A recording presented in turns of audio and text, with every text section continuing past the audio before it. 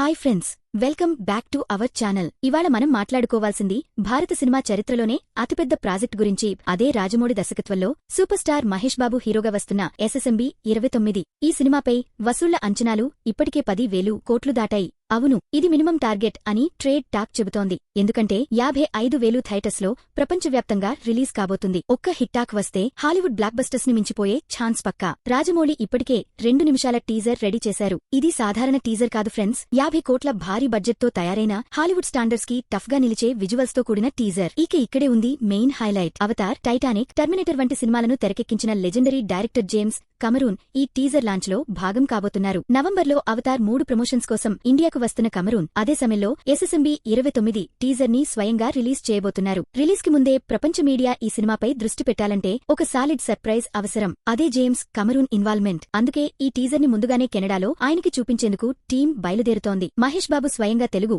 Hindi వెర్షన్లకు voice ఇస్తున్నారు. అయితే English వెర్షన్లో మాత్రం ఎలాంటి డైలాగ్స్ లేకుండా రిలీజ్ చేయబోతున్నారు. ఎందుకంటే గ్లోబల్ ఆడియన్స్ కోసం మ్యూజిక్, విజువల్స్ పైనే ఫోకస్ చేశారు. దీపావళి టైంలో టైటిల్ తో పాటు జేమ్స్ కమరూన్ చేతుల మీదుగా ఈ టీజర్ లాంచ్ అవ్వబోతోందన్నది ఫిలిం నగర్ లో హాట్ టాపిక్. సో ఫ్రెండ్స్, ఈ టీజర్ లాంచ్ కేవలం ఒక ప్రమోషన్ కాదు, ఇది ఇండియన్ సినిమాకి కొత్త హిస్టరీ మొదలు కావడం అని చెప్పాలి. మీరేమంటారు? SSMB 29 నిజంగా హాలీవుడ్ స్థాయిని మించిపోగలదా? కామెంట్స్ లో మీ అభిప్రాయం చెప్పండి. మరిన్ని అప్డేట్స్ కోసం సబ్స్క్రైబ్ చేయడం మర్చిపోవద్దు.